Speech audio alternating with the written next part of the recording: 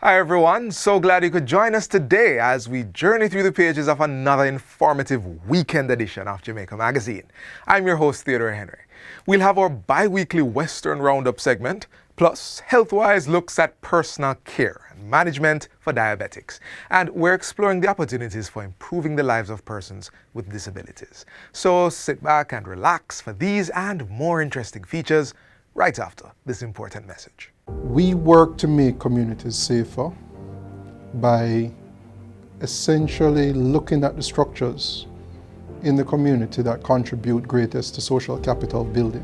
Try to reinforce, build, and establish those structures in a way that the community can sustain their own safety and own their own peace. When we say, for instance, we're doing a zinc fence removal program, what we're really doing is improving the line of sight. If you're on the street and you can see better what is behind the fences, then as you walk along the street or children play and etc., you're able to contribute to crime prevention. We believe in terms of our mandate and our responsibility that by making communities safer, we can make Jamaica safer.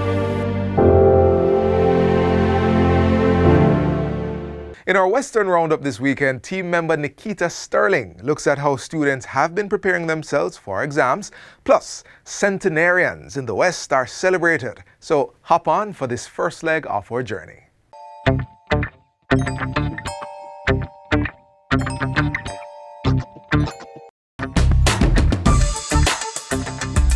As external exams draw closer, students sitting exams express satisfaction with their level of preparation so far.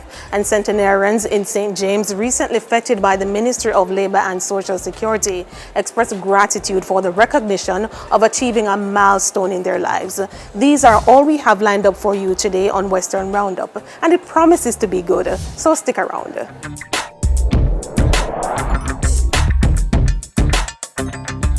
A number of schools island-wide reopened their gates earlier this month to resume face-to-face classes for students who will be sitting upcoming examinations. While most schools continue to maintain a blended approach to include online and face-to-face classes, students at the Ferncourt High School in St. Anne are expressing confidence in their readiness for the upcoming external exams. I really do take advantage of this time now. I will make the most of it, and I really feel, great to be back. I've been doing all-nighters, I've been revising, practicing as many as possible. My teachers give me some sharp eye-openers and some pro tips. When I'm home, I'm kind of lazy, I'm in bed, but now I'm more assertive and I more big on to actually get those grade ones. It feels pretty good because the online learning is quite difficult, so it feels good to be back. It's harder to focus online because there are so many distracting things at home. Being back at school really means a lot because you have more time to actually get an understanding of what you're doing and to help you get ready for CXC. Teachers too have expressed relief at being able to assist their students in drilling down for examinations with the resumption of face-to-face classes. I go above and beyond the call of duty to assist them. I get the resources, the material, I motivate them by resources, all of that. It is good to be back. I teach TVET and I cannot assist them online all the time. I can only do theory lessons. The videos will help, but so much and no more. So I am happy to be back so that I can assist them, especially those who have exams. The reaction has been good. They show up for class. They show up when they don't have a class. They are here and it's lunchtime. They come and they have their lunches and they eat while they work. And it's good that I can impact and motivate them like this because they are doing the work and they're motivated to do the work. But for those students who may be experiencing exam jitters, the simple advice is to seek help where necessary. Attend classes, and if you need assistance, reach out. And it doesn't matter if you are not able to be online every day. The work is posted online for your class every day. So get to the work, get to your teacher, because we are ready and able, and we will assist them in whatever they want to do. And my best advice is to go into the exam with the knowledge you've been given, because we are preparing our students for final exams. So they will be prepared to go and sit the finals. Students who returned to face-to-face classes include those doing the Primary Exit Profile PEP Ability Test, the Caribbean Secondary Education Certificate CSEC examination, the Caribbean Advanced Proficiency Examination CAPE, City and Guilds, and the National Vocational Qualification Jamaica NVQJ. Prime Minister Andrew Holness ordered schools closed on March 21 due to a surge in the number of new coronavirus COVID-19 cases on the island. Finally, centenarians from the parish of St. James, who were recently celebrated by the Ministry of Labour and Social Security in observance of Centenarians Day, which was celebrated on May 20, are expressing gratitude for the recognition of this milestone in their lives. 102-year-old resident of Rosemount, Esther Myrtle Baker, says despite a few aches, it is no trouble to have lived to surpass her biblical allotment of 70 years. I don't feel no way funny because it's the time of my living, so I have to go with it, so it's no trouble. Salome Wilson, who is 105 years old and resides in Norwood Meadows, St. James, in expressing gratitude for the recognition by the ministry, says she feels quite all right to be among the living. I feel quite all right.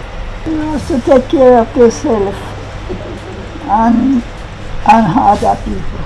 Both the celebrants were gifted baskets and cards from Portfolio Minister Honorable Carl Samuda by a team from the ministry who visited their homes. Meanwhile, parish organizer for the National Council for Senior Citizens, NCSC for St. Anne, Laudia Williams, explains that the significance of the day is to highlight the importance of centenarians and their value to the society. They tell us about Jamaica past, what it was like to leave your doors open, to invite friends over, to just enjoy the simplicities of life.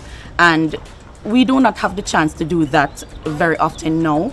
So it's always such a wonderful thing to hear their story and to share in their joy of receiving the baskets and just to see them bask in the moment of their acknowledgement. Centenarians Day is celebrated annually in recognition of Jamaicans who are 100 years and older. 204 registered centenarians and 2 super centenarians over 110 years old were identified across the island.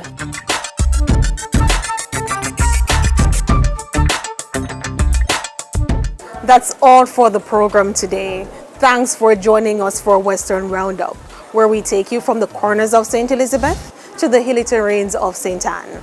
Remember to send your feedback to jismobe@jis.gov.jm. Until next time, take care.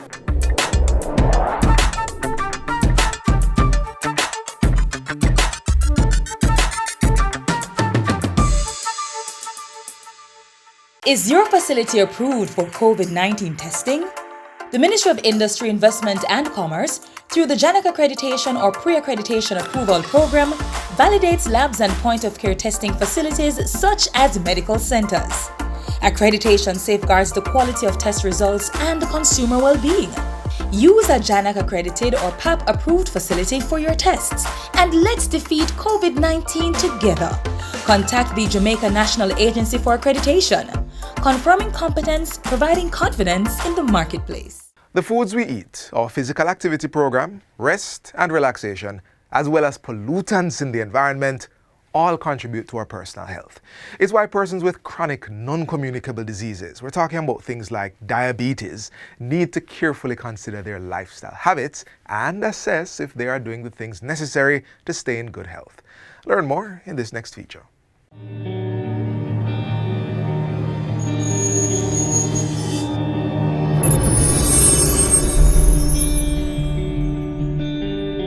Diabetes is a serious chronic lifestyle disease affecting millions of people over the world and continues to increase. Diabetes affects how your body turns food into energy. It is a disease in which your blood glucose or blood sugar levels are too high, and glucose comes from the food you eat. Insulin is a hormone that helps the glucose get into your cells to give energy.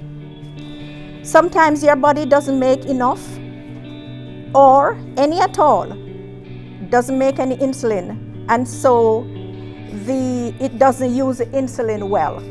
Glucose then stays in your blood and doesn't reach your cells. Over time, having too much glucose in your blood can cause complications. Example, situations with the kidney, heart disease, and so on. Although diabetes has no cure, there are steps you can take to manage your diabetes and stay healthy.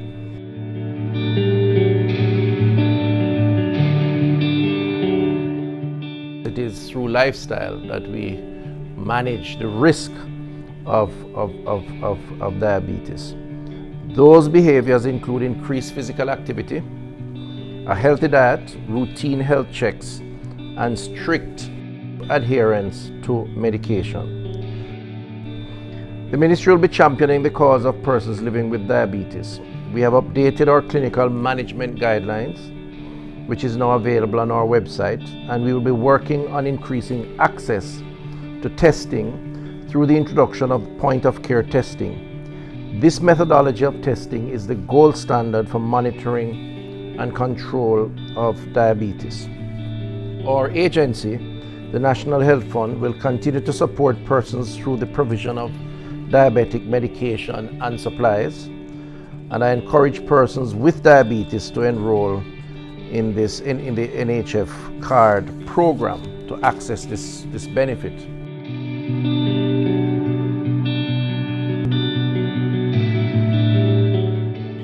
The person with diabetes should really have an opportunity to sit down with a trained clinician who is able to help them to understand the concepts of diabetes self-management, education, and support. There are 4 core areas the patient must begin to understand. How and when to take medication. That's the first one. If you take insulin, then you need to know how does your insulin work and how do you eat in relation to the insulin. Then there are the people who have type 2 diabetes, which commonly start off with education on activity and just healthy nutrition. And then we add 1 of 5 classes of oral agents. And then we teach them how to make food, how to eat food. Also, we think of things like target blood pressure. Is your weight healthy, or do you need to lose a little weight? And most importantly, how do you feel? What is your quality of life? All of this is what we focus on. Also, when you get your lab work done, what is your hemoglobin A1C? The target should be 7% or less. Keep that number in your mind. Diabetes damages the feet, the kidney, and the eyes at first, and then eventually we also find it can cause coronary vascular disease too. But for foot care, the person with diabetes every day, you wash your feet, wash them properly. Dry your feet, dry between the toes. Moisturize your feet, but do not put moisturizer between the toes. Make sure that you wear cotton socks, right? If you're going to have your toes cut by somebody trained who knows how to cut them. Examine your feet every day. Do not walk barefoot. Please, please, please do not walk barefooted, because if you injure or cause trauma to the feet, you may not feel it because your diabetes has damaged the nerves to the feet. And finally, when you buy shoes that are comfortable and that you can wear without causing blisters or trauma to the feet. Now we have research that shows that I can prevent the eye damage, the kidney damage, the foot damage, and the amputations by just keeping my blood glucoses under control and taking care of myself.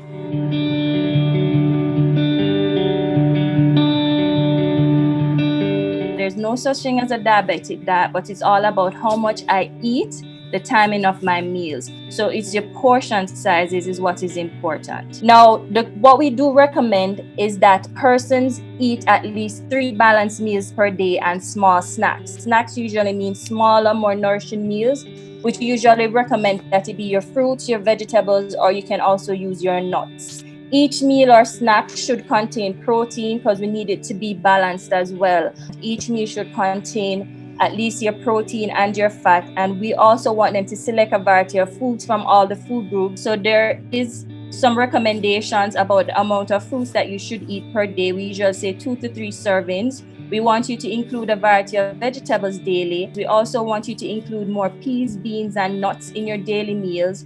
Reduce your intake of salty and processed foods, and to reduce your intake of fats and oils, and that of sugary foods and drinks. You aim for foods that have high sources of fiber, such as your whole wheat bread, whole grain rice, flour, more of your ground provisions. They will give you fiber, right? And that will slow down the rate at which your body breaks down the food, so you won't have a rapid increase in your blood sugar levels, versus if you eat foods that are low in these added fibers.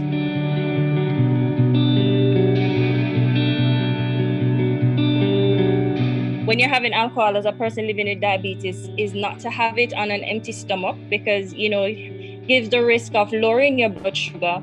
And also what we want you to do is that once you have diabetes, we do not really recommend the mixed drinks, so as to say, because they usually have a sweetened base.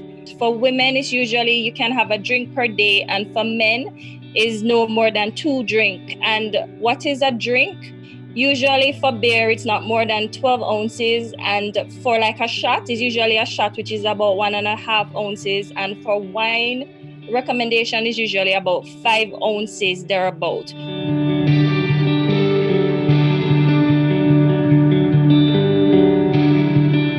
There are several researches that have shown that physical activity, when done properly, for persons who are diabetic, again you heard it, allows you to use up glucose.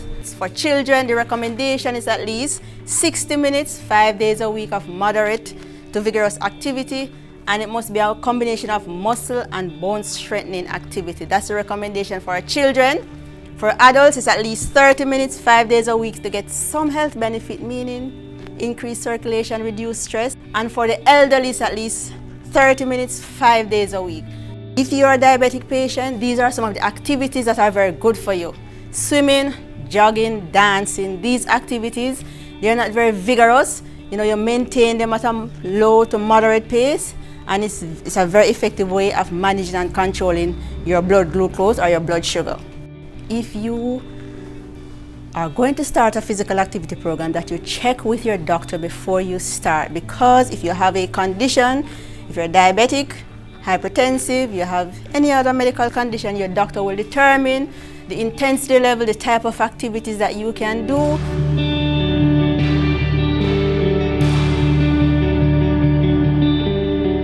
Persons living with diabetes mellitus have multiple psychosocial issues related to diabetes management and its complications even before COVID. And there's an entity called diabetic distress, which refers to the negative emotions such as feeling hopeless, angry, or frustrated that persons who are diagnosed with diabetes experience, especially if they lack social support. I must mention we have the mental health helpline, which is 888-639-5433, or simply remember 888-NEW-LIFE, which is a 24-hour, 7 days per week psychological support produced by psychologists. When you call this number, they can provide emotional support for you. If you are feeling any form of emotional distress, they can provide support for you, and where you need additional help, they will direct you to additional help.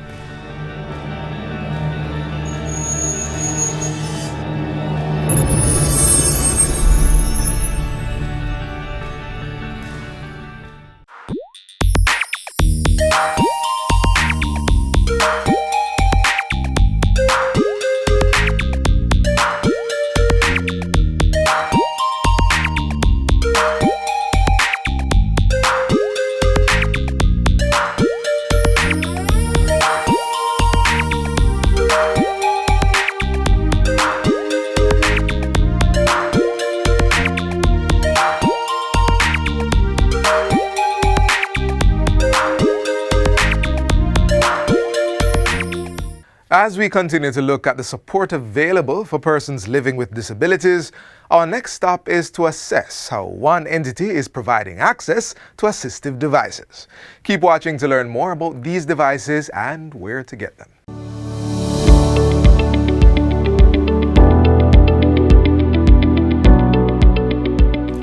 I'm Dion Jennings, Chief Technical Director assigned to the Jamaica Council for Persons with Disabilities. When we protect, promote, and secure the rights and well-being of persons with disabilities, we move closer to realizing Jamaica's Vision 2030 goals, that of fostering inclusion, independence, access, and full participation of persons with disabilities in all spheres of national development. The Jamaica Council for Persons with Disabilities, under the Ministry of Labour and Social Security, is charged with the responsibility for implementing policies and programs for persons with disabilities. The JCPD, through the Ministry of Labour and Social Security, will continue to provide support to persons with disabilities to access assistive aids and adaptive devices to enable their independence in their everyday life. What is a hearing aid? A hearing aid is a small electronic device that someone who has a hearing loss uses. Are there different types of hearing aids? There are different types of hearing aids, and usually they are associated with the type of hearing loss that you have. The behind the ear can be used by anyone who has any levels of hearing loss, from a mild to a profound level. Then you have a receiver in the canal hearing aid, basically for persons with a mild to moderately severe hearing loss. They may have a bud, and if you have a greater loss, then a custom-made mold is attached to the RIC hearing aid, which is a receiver in the canal. Then you have an in-the-ear hearing aid, again, that is used by persons who have a mild to a profound hearing loss. Then you have in-the-canal hearing aid. That is used by persons, again, who have a mild to a moderately severe hearing level. The last hearing aid that we have is called the completely in the canal, and that is used for persons with a mild to moderately severe hearing loss. Tips to care for hearing aids. There are different types of hearing aid, and all of them are taken care of the same way, in the sense that they all use a battery, and you're not to use any liquid on the hearing aids. So there is a brush that normally comes with the product that you will clean off any wax or any moisture using a piece of tissue or a soft rag, and you take out the wax out of the openings of the hearing aid. So this is an in-the-ear hearing aid, and so this is taken care of by putting in the battery here, and then you remove it, leave the battery door open, put down in the case, and then if you have a behind-the-ear hearing aid, it's basically the same way. You have the battery door, and you remove the battery, you have the brush, you clean around the tips of the hearing aid, and you clean by the opening of the hearing aid, and you do not use any cleaning agent on the hearing aids. Also, at the tip of the hearing aid, you might have what is called a hair clear, and that is replaced whenever it is blocked with wax. So you put that on the tip of the hearing aid, and you insert it on the opening of the hearing aid so that it protects the hearing aid from excessive wax getting into the instrument itself. And then you remove this and you discard this as well. And that is basically all you have to do to take care of your hearing aids. Do not swallow the battery for the children. Do not leave it out for the animals to come and play with them. And you open the drawer, put it in its case, leave it open so that if there's any moisture in the hearing aid, it can evaporate. So parents, guard the hearing aid, protect them from any excessive moisture. So no cleaning of alcohol, no cleaning agent, no bleach or anything like that. Just when you remove it from your ears, like this, you take it out, you open the battery drawer, remove the battery, and you put it down in the case. And basically that's all you have to do to take care of the hearing aid that you have. Where can I get information or help? More information and help is available at the Jamaica Association for the Deaf, located 9 Morisco Road with entrance on Caledonia Lane in the Kingston 5 area. What is a wheelchair? A wheelchair is a chair with wheels used when walking is difficult or impossible due to illness, old age, or disability. Are there different types of wheelchairs? Yes, there are different types of wheelchair. Actually, you have 3 types: standing wheelchair, electrical wheelchair, manual wheelchair. Tips to care for wheelchairs. Some tips for caring for the wheelchair are: 1. To remove all dust from the wheelchair frame by using a damp cloth. 2. Check the tires to ensure that they are still hard. Use a bicycle pump to add air if necessary. A production of the Jamaica Council for Persons with Disabilities, a department of the Ministry of Labor and Social Security.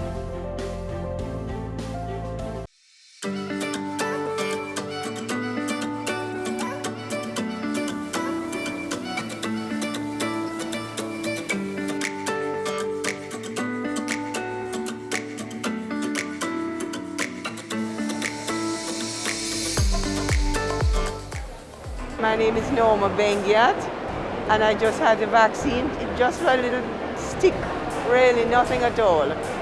And the whole situation here has been very, very good, very well organized.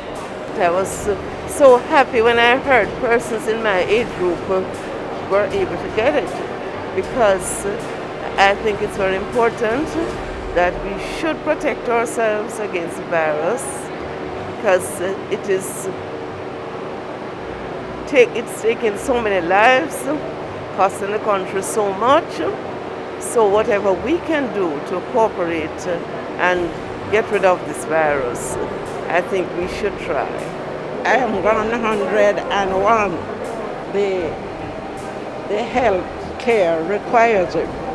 And as a Christian, I'm supposed to uphold the integrity of the law. I have no problem. I have no problem. I come by faith. By faith. Faith is a victory. Better to be safe than to be sorry. There's nothing to be afraid of, and there's nothing to scare you. I feel all right, and I think everybody should take it. I think it's very essential to take the vaccine. With this virus, it's very essential. I already took mine and I had no problem, no pain. To what the medical system said is very important, I think prevent is better than cure. I don't want to catch it and I don't want to give it. At this point in time, I'm feeling okay. I didn't have any fear. I've encouraged people to come and take the vaccine. People I come in contact with said they're not interested because they don't know enough about it. I encourage them to come and take it because I think it's important. This is where we end another wonderful journey through the pages of Jamaica Magazine. We value your company, so be sure to join us again tomorrow for another show. Until then, continue to watch these and other programs by logging on to our website, jis.gov.jm, or subscribing to our YouTube channel. You can also find us on all the major social media platforms and through our mobile app that's Android and iOS compatible.